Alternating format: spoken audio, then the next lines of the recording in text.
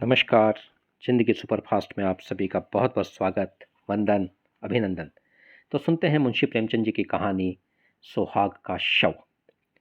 मध्य प्रदेश के एक पहाड़ी गांव में एक छोटे से घर की छत पर एक युवक मानो संध्या की निस्तब्धता में लीन बैठा था। सामने चंद्रमा के मलिन प्रकाश में ऊंची पर्वतमालाएं अनंत के स्वप्न की भांति गंभीर, रहस्यमय, संगीतमय, मनोहर मालूम होती थी। उन पहाड़ियों के नीचे जलधारा की एक रूपरेखा ऐसी मालूम होती थी मानो उन पर्वतों का समस्त संगीत, समस्त गांधीर्य, संपूर्ण रहस्य इसी उज्जवल प्रवाह में लीन हो गया हो। युवक की वेशभूषा से प्रकट होता था कि उसकी दशा बहुत संपन्न नहीं है। हाँ, उसके मुख से तेज और मनस्विता झलक रही थी। उसकी आंखों पर ऐनक न थी, न मूछें मुड़ी हुई थीं, न बाल संवारे हुए थे, कलाई पर घड़ी न थी, यहाँ तक कि कोट के जेब में फाउंटेन पेन भी न था। या तो वह सिद्धांतों का प्रेमी था या आडंबरों का शत्रु। युवक विचारों में मौन उसी पर्वतमाला की ओर देख रहा था कि सहसा बादल की गरज से भयंकर प्रतिध्वनि सुनाई दी। नदी का मधुर गान उस भीषण नाद में डूब गया। ऐसा मालूम हुआ मानो उस भयंकर नाद ने पर्वतों को हिला दिया, मानो पर्वतों में कोई घोर संग्राम छिड़ गया है। यह रेलगाड़ी थी जो नदी पर बने हुए पुल से चली आ रही थी। एक युवती कमरे से निकलकर छत पर आई और बोली, आज अभी से गाड़ी आ गई, इसे भी आज ही बैर निभाना था। युवक ने युवती का हाथ पकड़कर कहा, प्रिय, मेरा जी चाहता है कहीं न जाऊं। मैंने निश्चय कर लिया है। मैंने तुम्हारी खातिर से हामी भर ली थी, पर अब जाने की इच्छा नहीं होती। 3 साल कैसे कटेंगे? युवती ने कातर स्वर में कहा, 3 साल के वियोग के बाद फिर तो जीवन पर्यंत कोई बाधा न खड़ी होगी। एक बार जो निश्चय कर लिया है उसे पूरा ही कर डालो। अनंत सुख की आशा में मैं सारे कष्ट झेल लूंगी। यह कहते हुए युवती जलपान लाने के बहाने से फिर भीतर चली गई। आंसुओं का आवेग उसके काबू से बाहर हो गया। इन दोनों प्राणियों के वैवाहिक जीवन की यह पहली ही वर्षगांठ थी। युवक बंबई विश्वविद्यालय से एमए की उपाधि लेकर नागपुर के एक कॉलेज में अध्यापक था। नवीन युग की नई नई वैवाहिक और सामाजिक क्रांतियों ने उसे लेश मात्र भी विचलित न किया था। पुरानी प्रथाओं से ऐसी प्रगाढ़ ममता कदाचित वृद्धजनों को भी कम मिलेगी। प्रोफेसर हो जाने के बाद भी उसके माता पिता ने इस बालिका से उसका विवाह कर दिया था। प्रथा अनुसार ही उस आंख मिचोनी के खेल में उन्हें प्रेम का रत्न मिल गया। केवल छुट्टियों में यहाँ पहली गाड़ी से आता और आखिरी गाड़ी से जाता। ये 2-4 दिन मीठे स्वप्न के समान कट जाते थे। दोनों बालकों की भांति रो रो कर विदा होते। इसी कोठे पर खड़ी होकर वह उसको देखा करती जब तक निर्दयी पहाड़ियाँ उसे आड़ में न कर लेती। पर अभी साल भी न गुजरने पाया था कि वियोग ने अपना षड्यंत्र रचना शुरू कर दिया। केशव को विदेश जाकर शिक्षा पूरी करने के लिए एक छात्रवृत्ति मिल गई। मित्रों ने बधाइयाँ दी। किसके ऐसे भाग्य हैं जिसे बिना मांगे सौभाग्य निर्माण का ऐसा अवसर प्राप्त हो। केशव बहुत प्रसन्न था। वह इसी दुविधा में पड़ा हुआ घर आया। माता पिता और अन्य संबंधियों ने इस यात्रा का घोर विरोध किया। नगर में जितनी बधाइयाँ मिली थीं, यहाँ उससे कहीं अधिक बाधाएं मिली। किंतु सुभद्रा की उच्च आकांक्षाओं की सीमा न थी। वह कदाचित केशव को इंद्रासन पर बैठा हुआ देखना चाहती थी। उसके सामने तब भी वही पति सेवा का आदर्श होता था। वह तब भी उसके सिर में तेल डालेगी, उसकी धोती छाटेगी, उसके पांव दबाएगी और उसका पंखा झलेगी। उपासक की महत्वाकांक्षा उपास्य के ही प्रति होती है। वह उसको सोने का मंदिर बनवाएगा, उसके सिंहासनों को रत्नों से सजाएगा, स्वर्ग से पुष्प लाकर भेंट करेगा, पर वह स्वयं वही उपासक रहेगा। जटा के स्थान पर मुकुट या कौपीन की जगह पीतांबर की लालसा उसे कभी नहीं सताती। सुभद्रा ने उस वक्त तक दम न लिया जब तक केशव ने विलायत जाने का वादा न कर लिया। माता पिता ने उसे कलंकिनी और न जाने क्या क्या कहा, पर अंत में सहमत हो गए। सब तैयारियां हो गई। स्टेशन समीप ही था। यहाँ गाड़ी देर तक खड़ी रहती थी। स्टेशनों के समीपस्थ गांव के निवासियों के लिए गाड़ी का आना शत्रु का धावा नहीं, मित्र का पदार्पण है। गाड़ी आ गई। सुभद्रा जलपान बनाकर पति को हाथ धुलाने आई थी। इस समय केशव की प्रेम कातर आपत्ति ने उसे एक क्षण के लिए विचलित कर दिया। हाँ, कौन जानता है 3 साल में क्या हो जाए। मन में एक आवेश उठा, कह दूं प्यारे मत जाओ, थोड़ी ही जाए खाएंगे, मोटा ही पहनेंगे, रो रो कर दिन तो न काटेंगे। कभी केशव के आने में एकाध महीना लग जाता तो वह विकल हो जाया करती थी। यही जी चाहता था उड़कर उनके पास पहुंच जाऊं, फिर ये निर्दयी 3 वर्ष कैसे कटेंगे। लेकिन उसने कठोरता से इन निराशाजनक भावों को ठुकरा दिया और कांपते हुए कंठ से बोली, जी तो मेरा भी यही चाहता है। जब 3 साल का अनुमान करती हूँ तो एक कल्प सा मालूम होता है, लेकिन जब विलायत में तुम्हारे सम्मान और आदर का ध्यान करती हूँ तो ये 3 साल 3 दिन ही मालूम होते हैं। तुम तो जहाज पर पहुँचते ही मुझे भूल जाओगे। नए नए दृश्य तुम्हारे मनोरंजन के लिए आ खड़े होंगे। यूरोप पहुंचकर विद्वानों के सत्संग में तुम्हें घर की याद भी ना आवेगी। मुझे तो रोने के सिवा और कोई धंधा नहीं है। यही स्मृतियां हैं मेरे जीवन का आधार होंगी, लेकिन क्या करूं, जीवन की भोग लालसा तो नहीं मानती। फिर जिस वियोग का अंत जीवन की सारी विभूतियां अपने साथ लाएगा, वह वास्तव में तपस्या है। तपस्या के बिना तो वरदान नहीं मिलता। केशव को भी अब ज्ञात हुआ कि क्षणिक मोह के आवेश में सौभाग्य का निर्माण का ऐसा अवसर त्याग देना मूर्खता है। खड़े होकर बोला, रोना धोना मत, नहीं तो मेरा जी नहीं लगेगा। सुभद्रा ने उसका हाथ पकड़कर हृदय से लगाते हुए उनके मुंह की ओर सजल नेत्रों की देखकर बोली, पत्र बराबर भेजते रहना। सुभद्रा ने फिर आंखों में आंसू भरे हुए मुस्कुराकर कहा, देखना विलायती मेमों के जाल में न फंस जाना। केशव फिर चारपाई पर बैठ गया और बोला, तुम्हें यह संदेह है तो लो, मैं जाऊंगा ही नहीं। सुभद्रा ने उसे गले में बाहों का हाथ डालकर विश्वासपूर्ण दृष्टि से देखा और बोली, मैं तो दिल लगी कर रही थी। अगर इंद्रलोक की अप्सराएं भी आ जाएं तो आंख उठाकर भी न देखूं। ब्रह्मा ने ऐसी दूसरी सृष्टि की ही नहीं है। बीच में कोई छुट्टी मिले तो एक बार चले आना। नहीं प्रिय, बीच में शायद छुट्टी न मिलेगी, मगर जो मैंने सुना है कि तुम रो रो कर खुली जाती हो, दाना पानी छोड़ दिया है, तो मैं अवश्य चलाऊंगा। ये फूल जरा भी कुम्भलाने न पाए। दोनों गले मिलकर विदा हो गए। बाहर संबंधियों और मित्रों का एक समूह खड़ा था। केशव ने बड़ों के चरण छुए, छोटों को गले लगाया और स्टेशन की ओर चले। मित्रगण स्टेशन तक पहुंचाने गए। एक क्षण में गाड़ी यात्री को लेकर चल दी। उधर केशव गाड़ी में बैठा हुआ पहाड़ियों की बहार देख रहा था। इधर सुभद्रा भूमि पर पड़ी सिसकियां भर रही थी। दिन गुजरने लगे उसी तरह जैसे बीमारी के दिन कटते हैं। दिन पहाड़, रात काली बला। रात भर मनाते गुजरती थी कि किसी तरह भोर हो, तो मनाने लगती थी कि जल्दी शाम हो। मैं के गई कि वहाँ जी बहलेगा।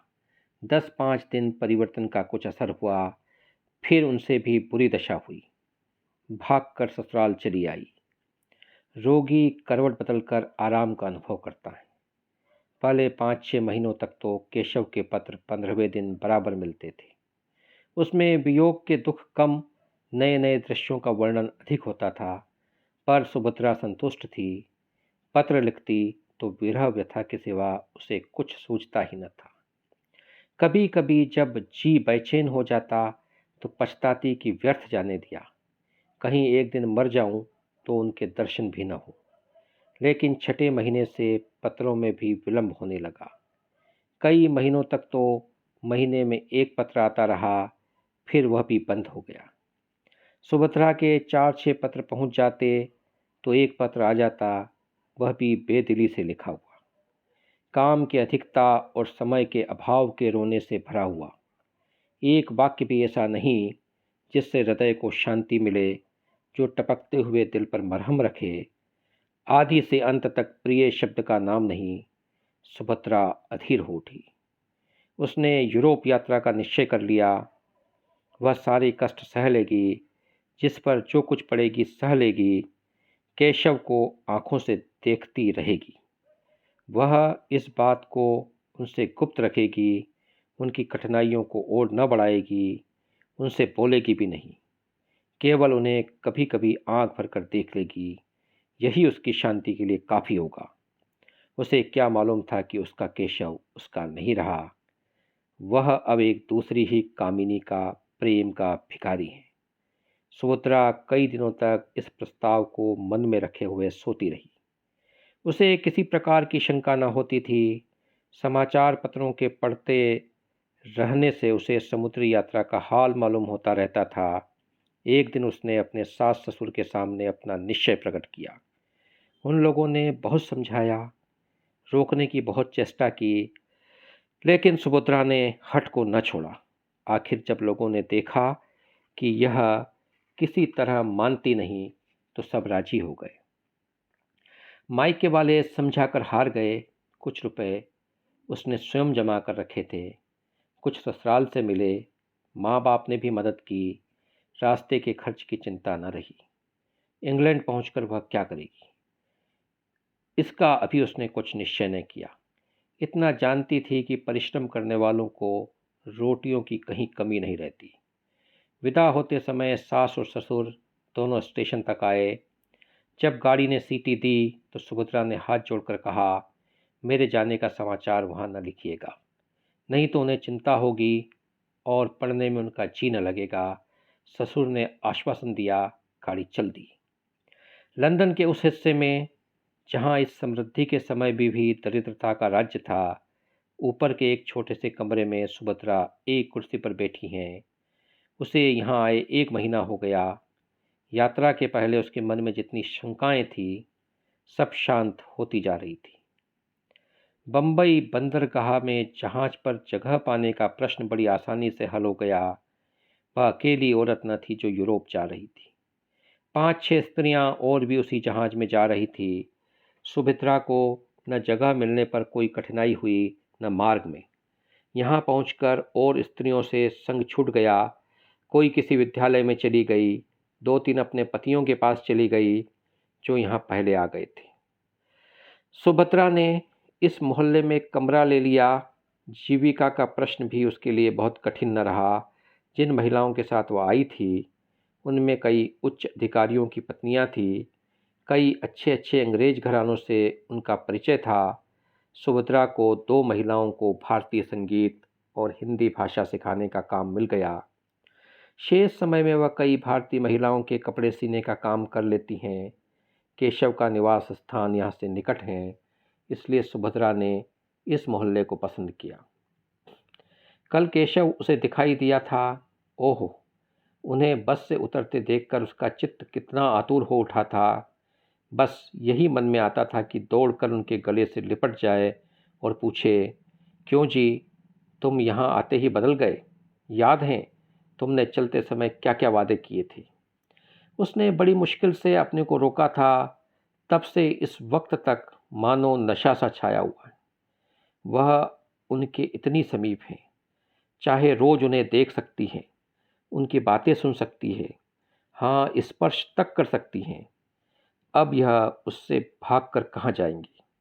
उनके पत्रों को अब उसे क्या चिंता है? कुछ दिनों के बाद संभव है वह उनके होटल के नौकरों से जो चाहे पूछ सकती है। संध्या हो गई थी। धुएं में बिजली की लालटेनें रोती आंखों की भांति ज्योतिहीन सी हो रही थी। गली में स्त्री पुरुष सैर करने जा रहे थे। सुभद्रा सोचने लगी, इन लोगों को आमोद से कितना प्रेम है, मानो किसी को चिंता ही नहीं, मानो सभी संपन्न हैं। जब ये ही लोग इतने एकाग्र होकर सब काम कर सकते हैं, जिस समय जो काम करते हैं जी जान से करते हैं, खेलने की उमंग है तो काम करने की भी उमंग है, और एक हम हैं कि न हंसते हैं न रोते हैं, मौन बने रहते हैं। स्फूर्ति का कहीं नाम नहीं, काम तो सारे दिन करते हैं, भोजन करने की फुर्सत भी नहीं मिलती, पर वास्तव में चौथाई समय भी काम में नहीं लगाते, केवल काम करने का बहाना करते हैं। मालूम होता है जाति प्राण शून्य हो गई है। सहसा उसने केशव को जाते देखा। हाँ, केशव ही था। कुर्सी से उठकर बरामदे में चली आई। प्रबल इच्छा हुई कि जाकर उसके गलों से लिपट जाए। उसने अगर अपराध किया है तो उन्हीं के कारण तो। यदि वो बराबर पत्र लिखते जाते तो वह क्यों आती। लेकिन केशव के साथ वह युवती कौन है? अरे, केशव उसका हाथ पकड़े हुए हैं। दोनों मुस्कुरा मुस्कुरा कर बातें करते चले जाते हैं। यह युवती कौन है? सुभद्रा ने ध्यान से देखा। युवती का रंग सांवला था। वह भारतीय बालिका थी। उसका पहनावा भारतीय था। इससे ज़्यादा सुभद्रा को और कुछ न दिखाई दिया। उसने तुरंत जूते पहने, द्वार बंद किया और एक क्षण में गली में आ पहुंची। केशव अब दिखाई न देता था, पर वह जिधर गया था उधर वह बड़ी तेजी से लपकी चली जाती थी। वह युवती कौन है? वह उन दोनों की बातें सुनना चाहती थी, उस युवती को देखना चाहती थी। उसके पांव इतनी तेजी से उठ रहे थे मानो दौड़ रही हो, पर इतने जल्दी दोनों कहाँ अदृश्य हो गए। अब तक उसे उन लोगों के समीप पहुंच जाना चाहिए था। शायद दोनों किसी बस पर जा बैठे। अब वह गली समाप्त करके एक चौड़ी सड़क पर आ पहुंची थी। दोनों तरफ बड़ी बड़ी जगमगाती हुई दुकानें थी, जिनमें संसार की विभूतियां गर्व से फूली उठी थी। कदम कदम पर होटल और रेस्टोरेंट थे। सुभद्रा दोनों ओर नेत्रों से ताकती, पग पग पर भ्रांति के कारण मचलती, कितनी दूर निकल गई कुछ खबर नहीं। फिर उसने सोचा, यूं कहाँ तक चली जाऊंगी, कौन जाने किधर गए। चलकर फिर अपने बरामदे से देखूं, आखिर इधर से गए हैं तो इधर से लौटेंगे भी। यह ख्याल आते ही वह घूम पड़ी और उसी तरह दौड़ती हुई अपने स्थान की ओर चली। जब वहां पहुंची तो 12 बज गए थे और इतनी देर उसे चलते हुए ही गुजरा। एक क्षण भी उसने कहीं विश्राम नहीं किया। वह ऊपर पहुंची तो गृह स्वामिनी ने कहा, तुम्हारे लिए बड़ी देर से भोजन रखा हुआ है। सुभद्रा ने भोजन अपने कमरे में मंगा लिया और खाने की सुधि किसे थी। वह उसी बरामदे से उसी तरफ टकटकी लगाए खड़ी थी जिधर से केशव गया था। 1 बज गया, 2 बज गया, फिर भी केशव नहीं लौटा। उसने मन में कहा, वह किसी दूसरे मार्ग से चले गए। मेरा यहाँ खड़ा रहना व्यर्थ है, चलूँ, सो रहूँ। लेकिन फिर ख्याल आया, कहीं आ न रहे हों। मालूम नहीं उसे कब नींद आ गई। दूसरे दिन प्रातःकाल सुभद्रा अपने काम पर जाने को तैयार हो रही थी कि एक युवती रेशमी साड़ी पहने आकर खड़ी हो गई और मुस्कुराकर बोली, क्षमा कीजिएगा, मैंने बहुत सवेरे आपको कष्ट दिया। आप तो कहीं जाने को तैयार मालूम होती हैं। सुभद्रा ने एक कुर्सी बढ़ाते हुए कहा, हाँ, एक काम से बाहर जा रही थी। मैं आपकी क्या सेवा कर सकती हूँ? यह कहते हुए सुभद्रा ने युवती को सिर से पांव तक उसी आलोचनात्मक दृष्टि से देखा जिससे स्त्रियां ही देख सकती हैं। सौंदर्य की किसी परिभाषा से भी उसे सुंदरी न कहा जा सकता था। उसका रंग सांवला, मुख कुछ चौड़ा, नाक कुछ चिपटी, कद भी छोटा और शरीर भी कुछ स्थूल था। आंखों पर ऐनक लगी हुई थी, लेकिन इन सब कारणों के होते हुए भी उसमें कुछ ऐसी बात थी जो आंखों को अपनी ओर खींच लेती थी। उसकी वाणी इतनी मधुर, इतनी संयमित, इतनी विनम्र थी कि जान पड़ता था कि किसी देवी का वरदान हो। एक एक अंग में प्रतिमा विकीर्ण हो रही थी। सुभद्रा उसके सामने हल्की एवं तुच्छ मालूम होती थी। युवती ने कुर्सी पर बैठते हुए कहा, अगर मैं भूलती हूँ तो मुझे क्षमा कीजिए। मैंने सुना है कि आप कुछ कपड़े भी सीती हैं, जिसका प्रमाण यह है कि यहाँ सुइंग मशीन मौजूद है। सुभद्रा बोली, मैं 2 लेडियों को भाषा पढ़ाने जाया करती हूँ। शेष समय में कुछ सिलाई भी कर लेती हूँ। आप कपड़े लाई हैं? युवती बोली, नहीं, अभी कपड़े नहीं लाई। यह कहते हुए उसने लज्जा से सिर झुकाकर मुस्कुराते हुए कहा, बात यह है कि मेरी शादी होने जा रही है। मैं वस्त्र आभूषण सब हिंदुस्तानी रखना चाहती हूँ। विवाह भी वैदिक रीति से होगा। ऐसे कपड़े यहाँ आप ही तैयार कर सकती हैं। सुभद्रा ने हंसकर कहा, मैं ऐसे अवसर पर आपके जोड़े तैयार करके अपने को धन्य समझूंगी। वह शुभ तिथि कब है? युवती ने सकुचाते हुए कहा, वह तो कहते हैं इसी सप्ताह में हो जाए, पर मैं उन्हें टालती आती हूँ। मैंने तो चाहा था कि भारत लौटने पर विवाह होता, पर वह इतने उतावले हो रहे हैं कि कुछ कहते नहीं बनता। अभी तो मैंने यही कहकर टाला है कि मेरे कपड़े सिल रहे हैं। सुभद्रा, तो मैं आपके जोड़े बहुत जल्द दे दूंगी। युवती ने हंसकर कहा, मैं तो चाहती थी आप महीनों लगा देती। सुभद्रा बोली, वाह, मैं इस शुभ कार्य में क्यों विघ्न डालने लगी। मैं इसी सप्ताह में आपके कपड़े दे दूंगी और उनसे इसका पुरस्कार लूंगी। युवती खिलखिलाकर हंसी, कमरे में प्रकाश की लहरें से उठ गई। बोली, इसके लिए तो पुरस्कार वह देंगे, बड़ी खुशी से देंगे और तुम्हारे कृतज्ञ होंगे। मैंने प्रतिज्ञा की थी कि विवाह के बंधन में पड़ूंगी ही नहीं, पर उन्होंने मेरी प्रतिज्ञा तोड़ दी। अब मुझे मालूम हो रहा है कि प्रेम की बेड़ियां कितनी आनंदमय होती हैं। तुम तो अभी हाल ही में आई हो, तुम्हारे पति भी साथ होंगे। सुभद्रा ने बहाना किया, बोली, वह इस समय जर्मनी में है। संगीत से उन्हें बहुत प्रेम है। संगीत का ही अध्ययन करने के लिए वो वहाँ गए हैं। तुम भी संगीत जानती हो? बहुत थोड़ा। केशव को संगीत से बहुत प्रेम है। केशव का नाम सुनकर सुभद्रा को ऐसा मालूम हुआ जैसे बिच्छू ने काट लिया हो। वह चौंक पड़ी। युवती ने पूछा, आप चौंक कैसे गई? क्या केशव को जानती हो? सुभद्रा ने बात बनाकर कहा, नहीं, मैंने यह नाम कभी नहीं सुना। वह यहाँ क्या करते हैं?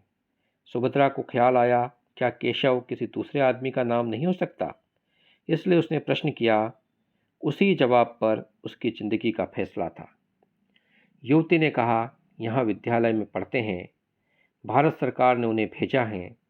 अभी साल भर भी तो पहले आए हुए हैं। तुम देखकर प्रसन्न होंगी। तेज और बुद्धि की मूर्ति समझ लो। यहाँ के अच्छे अच्छे प्रोफेसर उनका आदर करते हैं।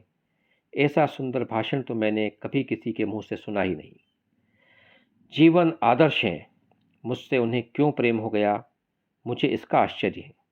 मुझ में न रूप है न लावण्य। ये मेरा सौभाग्य है।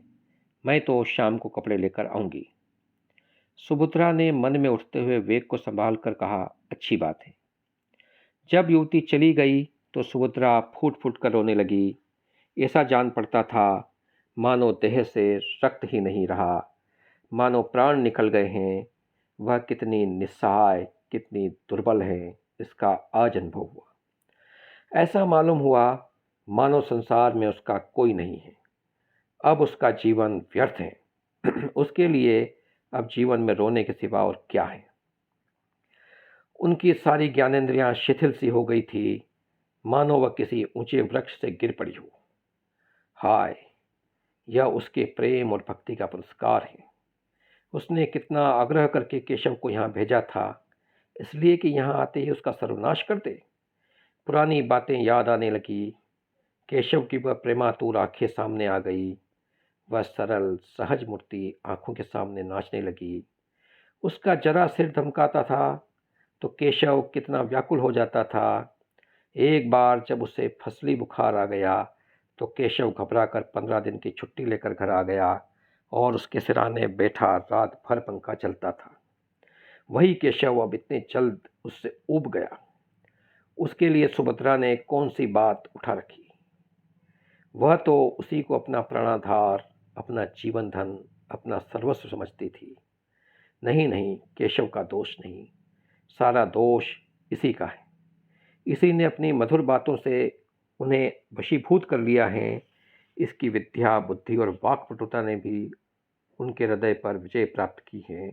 हाय, उसने कितनी बार केशव से कहा था कि मुझे भी पढ़ाया करो, लेकिन उन्होंने हमेशा यही जवाब दिया, तुम जैसी हो मुझे वैसी ही पसंद हो। मैं तुम्हारी स्वाभाविक सरलता को पढ़ा पढ़ा कर मिटाना नहीं चाहता, केशव ने उसके साथ कितना बड़ा अन्याय किया है। लेकिन यह उनका दोष नहीं, यह इसी यौवन मतवाली छोकरी की माया है। सुभद्रा को इस ईर्ष्या और दुख के आवेश में अपने काम पर जाने की सुध न रही। वह कमरे में इस तरह टहलने लगी जैसे किसी ने जबरदस्ती उसे बंद कर दिया हो। कभी दोनों मुट्ठियां बंध जाती, कभी दांत पीसने लगती, कभी होठ काटती। उन्माद की सी दशा हो गई। आंखों में भी एक तीव्र ज्वाला चमक उठी। ज्यों ज्यों केशव के इस निष्ठुर आघात को सोचती, उन कष्टों को याद करती जो उसने उसके लिए झेले थे, उसका चित्त प्रतिकार के लिए विकल हो जाता। अगर कोई बात हुई होती, आपस में कुछ मनोमालिन्य का लेश भी होता, तो उसे इतना दुख न होता। यह तो उसे ऐसा मालूम होता था कि मानो कोई हंसते हंसते अचानक गले पर चढ़ बैठी। अगर वह उनके योग्य नहीं थी तो उन्होंने उससे विवाह ही क्यों किया था? विवाह करने के बाद भी उसे क्यों न ठुकरा दिया था? क्यों प्रेम का बीज बोया था? और आज जब वह बीज पल्लवों में लहराने लगा, उसकी जड़ें उसके अंतःस्थल में एक एक अणु में प्रविष्ट हो गई। उसका रक्त उसका सारा उत्सर्ग वृक्ष को सींचने और पालने में प्रवृत्त हो गया, तो वह आज उसे उखाड़ कर फेंक देना चाहते हैं।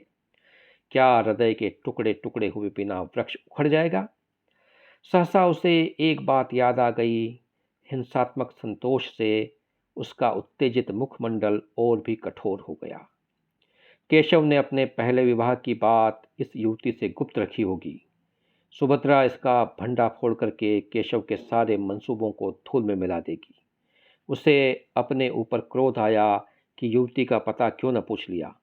उसे एक पत्र लिखकर केशव की नीचता, स्वार्थपरता और कायरता की कलाई खोल देती, उसके पांडित्य, प्रतिभा और प्रतिष्ठा को धूल में मिला देती। खैर, संध्या समय तो वह कपड़े लेकर आएगी ही। उसी समय उससे सारा कच्चा चिट्ठा बयान कर दूंगी। सुभद्रा दिन भर युवती का इंतजार करती रही। कभी बरामदे में आकर इधर उधर निगाहें दौड़ाती, कभी सड़क पर देखती, पर उसका कहीं पता न था। मन में झुंझलाती थी कि उसने क्यों उसी वक्त सारा वृत्तांत न कह सुनाया। केशव का पता उसे मालूम था। उस मकान और गली का नंबर तक याद था जहाँ से वह उसे पत्र लिखा करता था। जो जो दिल ढलने लगा और युवती के आने में विलंब होने लगा, उसके मन में एक तरंग सी उठने लगी कि जाकर केशव को फटकारे, उसका सारा नशा उतार दे। कहे, तुम इतने भयंकर हिंसक हो, इतने महान धूर्त हो, यह मुझे मालूम न था। तुम यही विद्या सीखने यहाँ आए थे, तुम्हारे पांडित्य का यही फल है। तुम एक अबला को, जिसने तुम्हारे ऊपर अपना सर्वस्व अर्पण कर दिया, यूँ छल सकते हो? तुमने क्या मनुष्यता नाम को भी रह गई है? आखिर तुमने मेरे लिए क्या सोचा है? मैं सारी जिंदगी तुम्हारे नाम को रोती रहूं, लेकिन अभिमान हर बार उसके पैरों को रोक लेता। नहीं, जिसने उसके साथ ऐसा कपट किया है, उसका इतना अपमान किया है, उसके पास वह न जाएगी। वह उसे देखकर अपने आंसुओं को रोक सकेगी या नहीं, इसमें उसे संदेह था। और केशव के सामने वह रोना नहीं चाहती थी। अगर केशव इससे घृणा करता है तो वह भी केशव से घृणा करेगी। संध्या भी हो गई पर युवती न आई। बत्तियां भी जली पर उसका पता नहीं। एकाएक उसे अपने कमरे के द्वार पर किसी के आने की आहट मालूम हुई। वह कूदकर बाहर निकली। युवती कपड़ों का एक पुलिंदा लिए सामने खड़ी थी। सुभद्रा को देखते हुए बोली, क्षमा करना, मुझे आने में देर हो गई। बात यह है कि केशव को किसी बड़े ज़रूरी काम से जर्मनी जाना है। वहाँ उन्हें 1 महीना से ज़्यादा लग जाएगा। वह चाहते हैं कि मैं भी उनके साथ चलूँ। मुझसे उन्हें अपनी थीसिस लिखने में बड़ी सहायता मिलेगी। बर्लिन के पुस्तकालयों को छानना पड़ेगा। मैंने भी स्वीकार कर लिया। केशव की इच्छा है कि जर्मनी जाने से पहले हमारा विवाह हो जाए। कल संध्या समय संस्कार हो जाएगा। अब ये कपड़े मुझे आप जर्मनी से लौटने पर दीजिएगा। विवाह के अवसर पर हम मामूली कपड़े पहन लेंगे, और क्या करती। इसके सिवाय कोई उपाय न था। केशव का जर्मन जाना अनिवार्य है। सुभद्रा ने कपड़ों को मेज पर रखकर कहा, आपको धोखा दिया गया। युवती ने घबरा कर पूछा, धोखा? कैसा धोखा? मैं बिल्कुल नहीं समझती, तुम्हारा मतलब क्या है? सुभद्रा ने संकोच के आवरण को हटाने की चेष्टा करते हुए कहा, केशव तुम्हें धोखा देकर तुमसे विवाह करना चाहता है। केशव ऐसा आदमी नहीं है जो किसी को धोखा दे। क्या तुम केशव को जानती हो? केशव ने तुमसे अपने विषय में सब कुछ कह दिया है। सब कुछ से मतलब? मेरा तो यही विचार है कि उन्होंने एक बात भी नहीं छुपाई। तुम्हें मालूम है कि उसका विवाह हो चुका है? युवती की मुख ज्योति कुछ मलिन पड़ गई। उसकी गर्दन से लज्जा झुक गई। अटक रख कर बोली, हाँ, उन्होंने मुझसे यह बात कही थी। सुभद्रा परास्त हो गई। घृणा सूचक नेत्रों से देखते हुए बोली, यह जानते हुए भी तुम केशव से विवाह करने पर तैयार हो? युवती ने अभिमान से उसकी ओर देखकर कहा, तुमने केशव को देखा है? नहीं, मैंने उन्हें कभी नहीं देखा। फिर तुम उन्हें कैसे जानती हो? मेरे एक मित्र ने मुझसे यह बात कही है, वह केशव को जानता है। अगर तुम एक बार केशव को देख लेती, एक बार उससे बातें कर लेती, तो मुझसे यह प्रश्न न करती। एक नहीं, अगर उन्होंने 100 विवाह किए होते तो मैं इनकार न करती। उन्हें देखकर मैं अपने को बिल्कुल भूल जाती हूँ। अगर उनसे विवाह न करूँ तो फिर मुझे जीवन भर अविवाहित ही रहना पड़ेगा। जिस समय वह मुझसे बातें करने लगते हैं, मुझे ऐसा अनुभव होता है कि मेरी आत्मा पुष्प की भांति खिली जा रही है। मैं उसमें प्रकाश और विकास का प्रत्यक्ष अनुभव करती हूँ। दुनिया चाहे जितने हंसे, चाहे जितनी निंदा करे, मैं केशव को अब नहीं छोड़ सकती। उनका विवाह हो चुका है, वह सत्य है, पर उस स्त्री से उनका मन कभी न मिला। यथार्थ में उनका विवाह अभी हुआ ही नहीं। वह कोई साधारण अर्धशिक्षिता बालिका है। तुम ही सोचो, केशव जैसा विद्वान, उदारचेता मनस्वी पुरुष ऐसी बालिका के साथ कैसे प्रसन्न रह सकता है? तुम्हें कल मेरे विवाह में चलना पड़ेगा। सुभद्रा का चेहरा तमतमाया जा रहा था। केशव ने उसे इतने काले रंगों से रंगा है, यह सोचकर उसका रक्त खोल रहा था। जी में आता था उसी क्षण उसको धुतकार दूं, लेकिन उसके मन में कुछ और ही मंसूबे पैदा होने लगे थे। उसने गंभीर पर उदासीनता के भाव से पूछा, केशव ने कुछ उस स्त्री के विषय में और भी कुछ कहा? युवती ने तत्परता से कहा, घर पहुंचने पर वह उससे केवल यही कह देंगे कि हम और तुम अब स्त्री और पुरुष नहीं रह सकते। उसके भरण पोषण का वह उसके इच्छानुसार प्रबंध कर देंगे। इसके सिवा वह और क्या कर सकते हैं? हिंदू नीति में पति पत्नी में विच्छेद नहीं हो सकता, पर केवल स्त्री को पूर्ण रीति से स्वाधीन कर देने के विचार से वह ईसाई या मुसलमान होने पर भी तैयार है। वह तो अभी उसे इसी आशय का एक पत्र लिखने जा रहे थे, पर मैंने ही रोक लिया। मुझे उस अभागिन पर बड़ी दया आती है। मैं तो यहाँ तक तैयार हूँ कि अगर उसकी इच्छा हो तो वह भी हमारे साथ रहे। मैं उसे अपनी बहन समझूंगी, किंतु केशव इससे सहमत नहीं होते। सुभद्रा ने व्यंग से कहा, रोटी कपड़ा देने को तैयार ही हैं, स्त्री को इसके सिवा और क्या चाहिए? युवती ने व्यंग की कुछ परवाह न करके कहा, तो मुझे लौटने पर कपड़े तैयार मिलेंगे ना? सुभद्रा बोली, हाँ, मिल जाएंगे। युवती, कल तुम संध्या समय आओगी? सुभद्रा, नहीं, खेद है, अवकाश नहीं है। युवती ने कुछ न कहा और चली गई।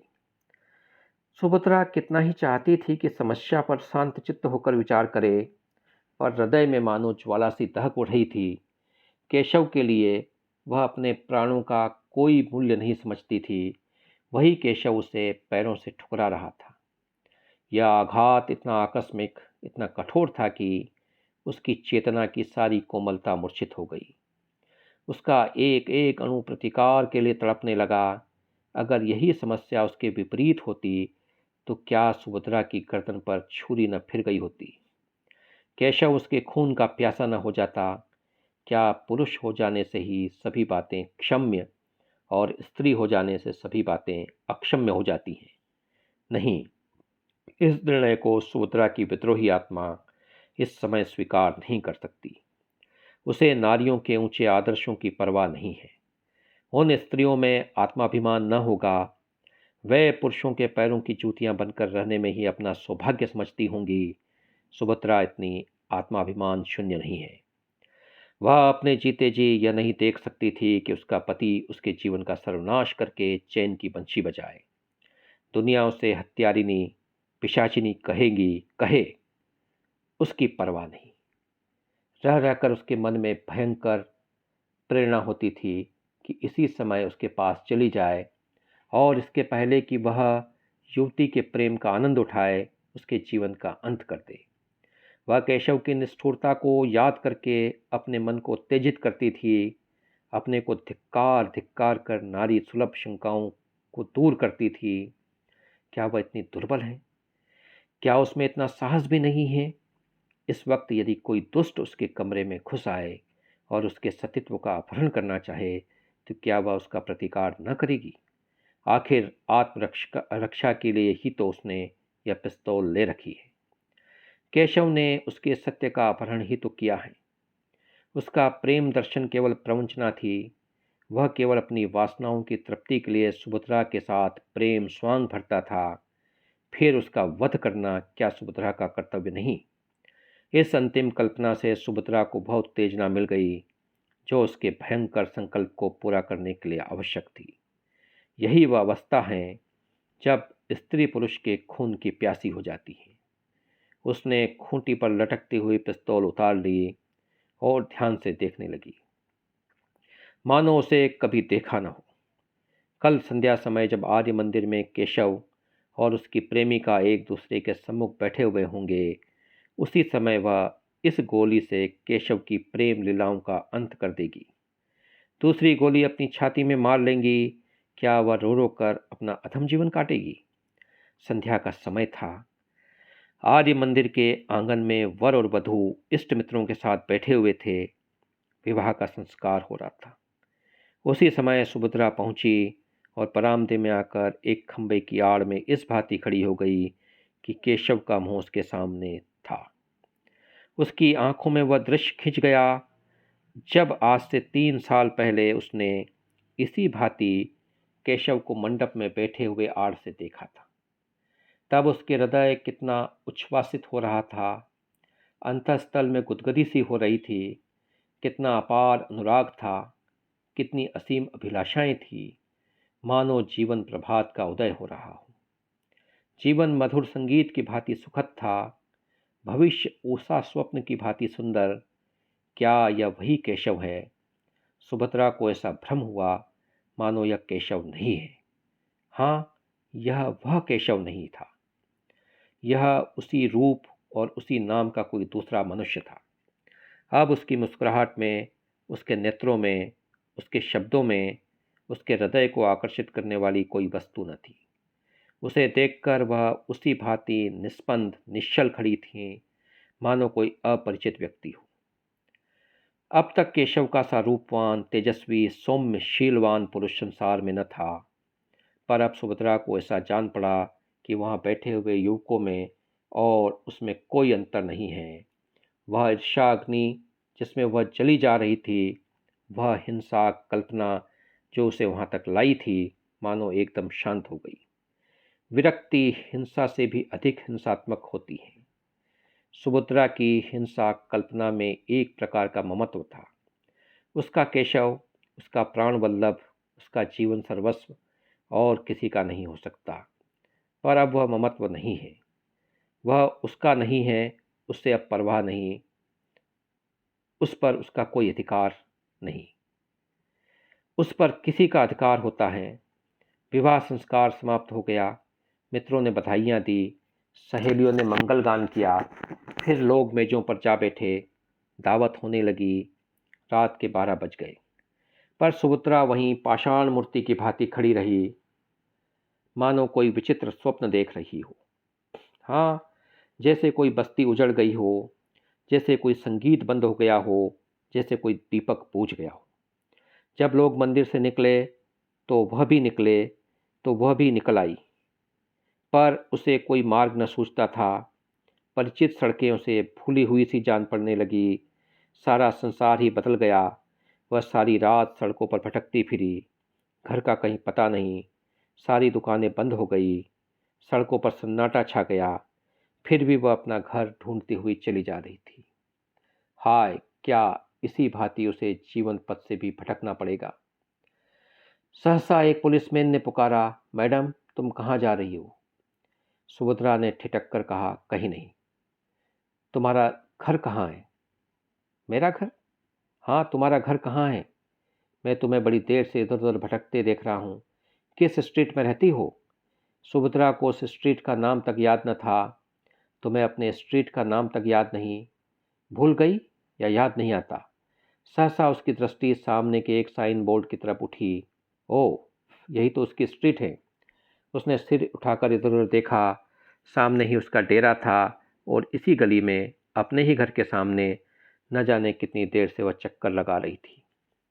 अभी प्रातःकाल ही था कि युवती सुभद्रा के कमरे में पहुंची। वह उसके कपड़े सी रही थी। उसका सारा तन-मन कपड़ों में लगा हुआ था।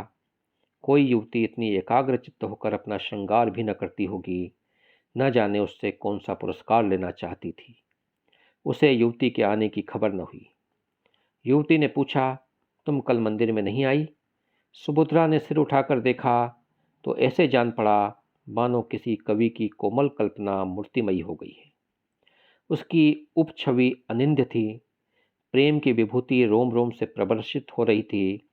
सुभद्रा दौड़कर उसके गले से लिपट गई जैसे उसकी छोटी बहन आ गई हो और बोली, हाँ गई तो थी। मैंने तुम्हें नहीं देखा। हाँ, मैं अलग थी। केशव को देखा? हाँ देखा। धीरे से क्यों बोली? मैंने कुछ झूठ कहा था?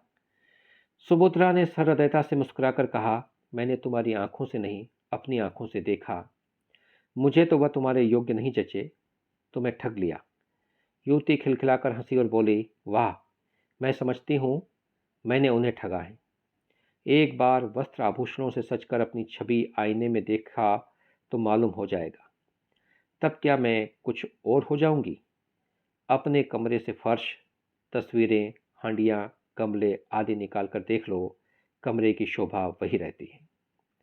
युवती ने सिर हिलाकर कहा, ठीक कहती हो, लेकिन आभूषण कहाँ से लाऊं? न जाने अभी कितने दिनों तक बनने की नौबत आए। मैं तुम्हें अपने गहने पहना दूंगी। तुम्हारे पास गहने हैं? बहुत। देखो, मैं भी लाकर तुम्हें पहनाती हूँ। युवती ने मुंह से तो बहुत नहीं नहीं किया, पर मन में प्रसन्न हो रही थी। सुभद्रा ने अपने सारे गहने पहना दिए। अपने पास एक छल्ला भी न रखा। युवती को यह नया अनुभव था। उसे इस रूप में निकलते शर्म तो आती थी, पर उसका रूप चमक उठा था। इसमें संदेह न था। उसने आईने में अपनी सूरत देखी तो उसकी सूरत जगमगा उठी, मानो किसी योगिनी को अपने प्रीतम का संवाद मिला हो। मन में गुदगुदी होने लगी। वह इतनी रूपवती है, उसे उसकी कल्पना भी न थी। कहीं केशव इस रूप में उसे देख लेते। वह आकांक्षा उसके मन में उदय हुई, पर कहे कैसे? कुछ देर के बाद लज्जा से सिर झुकाकर बोली, केशव मुझे इस रूप में देखकर बहुत हंसेंगे। सुभद्रा बोली, हंसेंगे नहीं, बलैया लेंगे, आंखें खुल जाएगी। तुम आज इसी रूप में उसके पास जाना। युवती ने चकित होकर कहा, सच? आप इसकी अनुमति देती हैं? सुभद्रा ने कहा, बड़े हर्ष से। तुम्हें संदेह न होगा? बिल्कुल नहीं। और जो मैं 2-4 दिन पहने रहूं, तुम 2-4 महीने पहने रहो। आखिर पड़े ही तो हैं। तुम भी मेरे साथ चलो। नहीं, मुझे अवकाश नहीं है। अच्छा, लो मेरे घर का पता नोट कर लो। हाँ लिख दो, शायद कभी आऊं। एक क्षण में युवती वहां से चली गई। सुभद्रा अपनी खिड़की पर उसे इस भांति प्रसन्न मुख खड़ी देख रही थी मानो उसकी छोटी बहन हो। ईर्ष्या या द्वेष का लेश भी उसके मन में न था। मुश्किल से 1 घंटा गुजरा होगा कि युवती लौटकर बोली, सुभद्रा क्षमा करना, मैं तुम्हारा समय बहुत खराब कर रही हूँ। केशव बाहर खड़े हैं, बुला लूं? एक क्षण, केवल एक क्षण के लिए सुभद्रा कुछ घबरा गई। उसने जल्दी से उठकर मेज पर पड़ी हुई चीज़ें इधर उधर हटा दी, कपड़े करीने से रख दिए। उसने जल्दी से उलझे हुए बाल संभाल लिए, फिर उदासीन भाव से मुस्कुराकर बोली, उन्हें तुमने क्यों कष्ट दिया? जाओ बुला लो। 1 मिनट में केशव ने कमरे में कदम रखा और चौंक कर पीछे हट गए, मानो पांव जल गया हो। मुंह से एक चीख निकल गई। सुभद्रा गंभीर, शांत, निश्चल अपनी जगह पर खड़ी रही। फिर हाथ बढ़ाकर बोली, मानो किसी अपरिचित व्यक्ति से बोल रही थी। आइए मिस्टर केशव, मैं आपको ऐसी सुशील, ऐसी सुंदरी, ऐसी विदुषी रमणी पाने पर बधाई देती हूँ। केशव के मुंह पर हवाइयाँ उड़ रही थी। वह पथभ्रष्ट सा बना खड़ा था। लज्जा और ग्लानि से उसके चेहरे पर एक रंग आता था, एक रंग जाता था।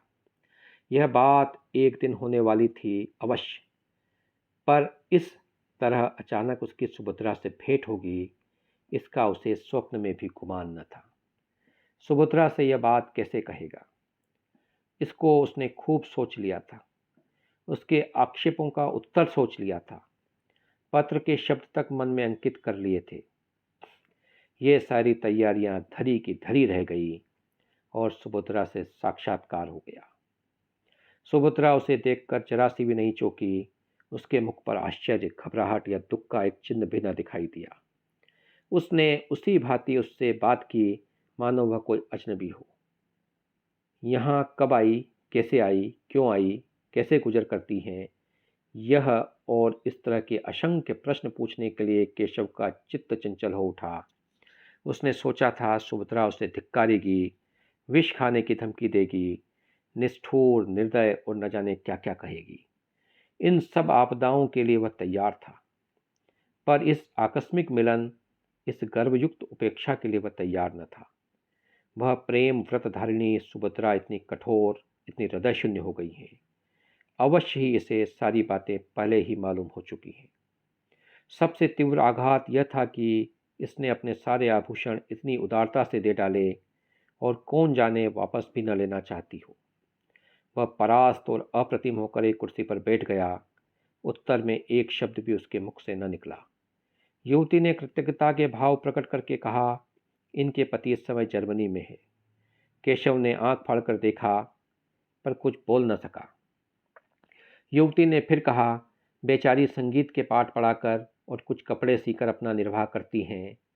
वह महाशय यहाँ आ जाते तो उन्हें उनके सौभाग्य पर बधाई देती।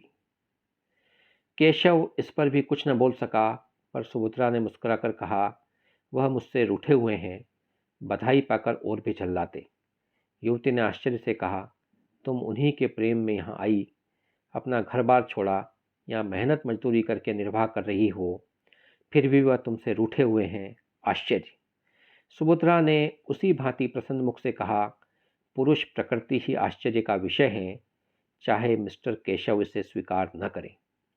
युवती ने फिर केशव की ओर प्रेरणापूर्ण दृष्टि से देखा, लेकिन केशव उसी भांति अप्रतिम बैठा रहा। उसके हृदय पर यह नया आघात था। युवती ने उसे चुप देखकर उसकी तरफ से सफाई दी। केशव स्त्री और पुरुष दोनों को ही समान अधिकार देना चाहते हैं। केशव डूब रहा था। तिनके का सहारा पाकर उसकी हिम्मत बंध गई। बोला, विवाह एक प्रकार का समझौता है, दोनों पक्षों का अधिकार है, जब चाहे उसे तोड़ दे। युवती ने हामी भरी। सभ्य समाज में यह आंदोलन बड़े जोरों पर हैं।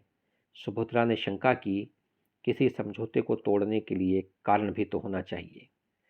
केशव ने भावों की लाठी का सहारा लेकर कहा, जब इसका अनुभव हो जाए कि हम इस बंधन से मुक्त होकर अधिक सुखी हो सकते हैं, तो यही कारण काफ़ी है। स्त्री को यदि मालूम हो जाए कि वह दूसरे पुरुष के साथ। सुभद्रा ने बात काटकर कहा, क्षमा कीजिए मिस्टर केशव, मुझ में इतनी बुद्धि नहीं कि इस विषय पर आपसे बहस कर सकूं। आदर्श समझौता वही है जो जीवन पर्यंत रहे। मैं भारत की नहीं कहती, वहाँ तो स्त्री पुरुष की लौंडी हैं, मैं इंग्लैंड की कहती हूँ। यहाँ भी कितनी ही औरतों से मेरी बातचीत हुई है, वे तलाकों की ओर बढ़ती हैं। तलाकों की ओर बढ़ती हुई संख्या को देखकर खुश नहीं होती। विवाह का सबसे ऊंचा आदर्श उसकी पवित्रता और स्थिरता है। पुरुषों ने सदैव इस आदर्श को तोड़ा है, स्त्रियों ने निभाया है। अब पुरुषों का न्याय स्त्रियों को किस ओर ले जाएगा, नहीं कह सकती। इस गंभीर और संयत कथन ने विवाद का अंत कर दिया। सुभद्रा ने चाय मंगवाई। तीनों ने चाय पी। केशव पूछना चाहता था, अभी आप यहाँ कितनों दिनों तक रहेंगी, लेकिन पूछ न सका। वह यहाँ 15 मिनट और रहा, लेकिन विचारों में डूबा हुआ। चलते समय उससे न रहा गया, पूछ ही बैठा, अभी आप यहाँ कितने दिन और रहेंगी? सुभद्रा ने जमीन की ओर ताकते हुए कहा, कह नहीं सकती। कोई ज़रूरत हो तो मुझे याद कीजिए। इस आश्वासन के लिए आपका धन्यवाद। केशव सारे दिन बेचैन रहा। सुभद्रा उसकी आंखों में फिरती रही। सुभद्रा की बातें उसके कानों में गूंजती रही। अब उसे इसमें कोई संदेह न था कि उसी के प्रेम में सुभद्रा यहाँ आई थी। सारी परिस्थिति उसकी समझ में आ गई। उस भीषण त्याग का अनुमान करके उसके रोए खड़े हो गए। यहाँ सुभद्रा ने क्या क्या कष्ट झेले होंगे, कैसी कैसी यातनाएं सही होंगी, सब उसी के कारण। वह उस पर भार न बनना चाहती थी, इसीलिए तो उसने अपने आने की सूचना तक उसे न दी। अगर उसे पहले मालूम होता कि सुभद्रा यहाँ आ गई तो कदाचित उसे उस युवती की ओर इतना आकर्षण ही न होता। चौकीदार के सामने चोर को घर में घुसने का साहस नहीं होता। सुभद्रा को देखकर उसकी कर्तव्य चेतना जागृत हो गई। उसके पैरों पर गिरकर उससे क्षमा मांगने के लिए उसका मन अधीर हो उठा। वह उसके मुंह से सारा वृत्तांत सुनेगा, यह मौन उपेक्षा उसके लिए असह्य थी। दिन तो केशव ने किसी तरह काटा, लेकिन जो ही रात के 10 बजे वह सुभद्रा से मिलने चला। युवती ने पूछा, कहाँ जाते हो? केशव ने बूट का लेस बांधते हुए कहा, जरा एक प्रोफेसर से मिलना है, इस वक्त आने का वादा कर चुका हूँ। जल्द आना। बहुत जल्द आऊँगा।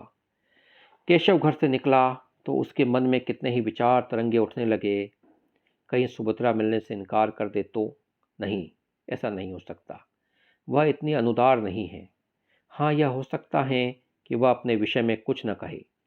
उसे शांत करने के लिए उसने एक कथा की कल्पना कर डाली। ऐसा बीमार था कि बचने की आशा न थी। उर्मिला ने ऐसी तन्मय होकर उसकी सेवा शुश्रूषा की कि उसे उससे प्रेम हो गया। कथा का सुभद्रा पर जो असर पड़ेगा उसके विषय में केशव को कोई संदेह न था। परिस्थिति का बोध होने पर वह उसे क्षमा कर देगी, लेकिन इसका फल क्या होगा? क्या वह दोनों के साथ एक साथ प्रेम कर सकता है? सुभद्रा को देख लेने के बाद उर्मिला को शायद उसके साथ रहने में आपत्ति हो। आपत्ति हो ही कैसे सकती है? उससे यह बात कोई छिपी थोड़ी है। हाँ, यह देखना है कि सुभद्रा भी उसे स्वीकार करती है या नहीं। उसने जिस उपेक्षा का परिचय दिया है, उसे देखते हुए तो उसके मन में संदेह ही जान पड़ता है। मगर वह उसे मनाएगा, उसकी विनती करेगा, उसके पैरों पड़ेगा और अंत में उसे मना कर ही छोड़ेगा। सुभद्रा से प्रेम और अनुराग का नया प्रमाण पाकर वह मानो एक कठोर निद्रा से जाग उठा था। उसे अब अनुभव हो रहा था कि सुभद्रा के लिए उसके हृदय में जो स्थान था वह खाली पड़ा हुआ था। उर्मिला उस स्थान पर अपना आधिपत्य नहीं जमा सकती। अब उसे ज्ञात हुआ कि उर्मिला के प्रति उसका प्रेम केवल वह तृष्णा थी जो स्वाद युक्त पदार्थों को देखकर उत्पन्न होती है। वह सच्ची क्षुधा न थी। अब फिर उसे सरल सामान्य भोजन की इच्छा हो रही थी। विलासिनी उर्मिला कभी इतना त्याग कर सकती है क्या? इसमें उसे संदेह था। सुभद्रा के घर के निकट पहुंचकर केशव का मन कुछ कातर होने लगा, लेकिन उसने जी को कड़ा करके जीने पर कदम रखा और क्षण में सुभद्रा के द्वार पर पहुंचा। लेकिन कमरे का द्वार बंद था। अंदर भी प्रकाश न था। अवश्य ही वह कहीं गई होगी, आती ही होगी। तब तक उसने बरामदे में टहलने का निश्चय किया। सहसा मालकिन आती हुई दिखाई दी। केशव ने बढ़कर पूछा, आप बता सकती हैं कि यह महिला कहाँ गई है? मालकिन ने उसे सिर से पांव कर देखकर कहा, वह तो आज यहाँ से चली गई। केशव ने हक पकाकर पूछा, चली गई? कहाँ चली गई? यह तो मुझे कुछ नहीं बताया। कब गई? वह तो दोपहर को ही चली गई। अपना असबाब लेकर गई? असबाब किसके लिए छोड़ जाती? हाँ, एक छोटा सा पैकेट अपनी एक सहेली के लिए छोड़ गई हैं। उस पर मिसेस केशव लिखा हुआ है। उसने कहा था कि यदि वह आ जाए तो उन्हें दे देना, नहीं तो डाक से भेज देना। केशव को अपना हृदय इस तरह बैठता हुआ मालूम हुआ जैसे सूर्य का अस्त होना। एक गहरी सांस लेकर बोला, आप मुझे वो पैकेट दिखा सकती है? केशव मेरा ही नाम है। मालकिन ने मुस्कुराकर कहा, मिसेस केशव को कोई आपत्ति तो न होगी? तो फिर मैं उन्हें बुला लाऊं? हाँ, उचित तो यही होगा। बहुत दूर जाना पड़ेगा। केशव कुछ ठिठकता हुआ जीने की ओर चला तो मालकिन ने फिर कहा, मैं समझती हूँ, आप इसे ले जाइए। व्यर्थ आपको क्यों दौड़ाऊं? मगर कल मेरे पास एक रसीद भेज दीजिएगा, शायद उसकी ज़रूरत पड़े। यह कहते हुए उसने एक छोटा सा पैकेट लाकर केशव को दे दिया। केशव पैकेट लेकर इस तरह भागा मानो कोई चोर भागा जा रहा है। इस पैकेट में क्या है, यह जानने के लिए उसका हृदय व्याकुल हो रहा था।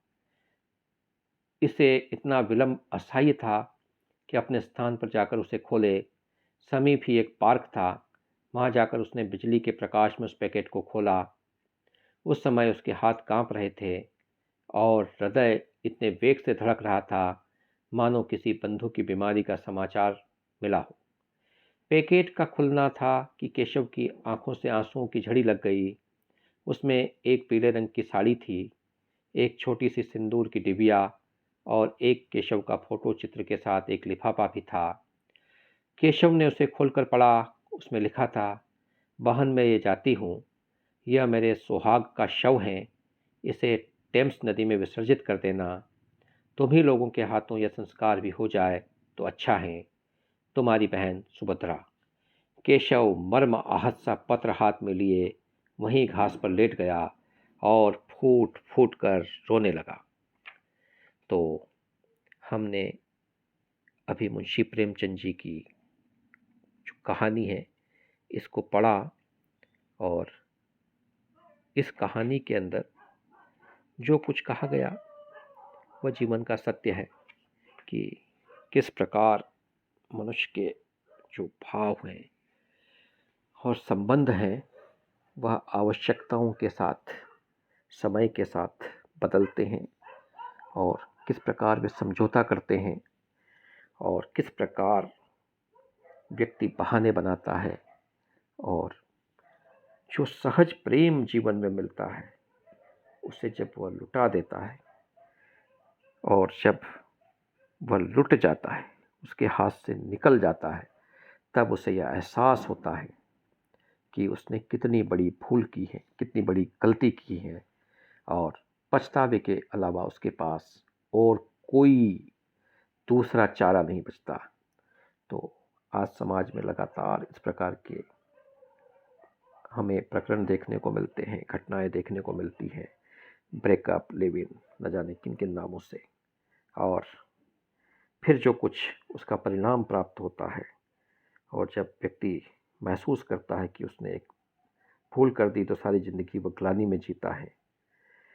तो निश्चित रूप से यह एक बड़ा संदेश देने वाली कहानी।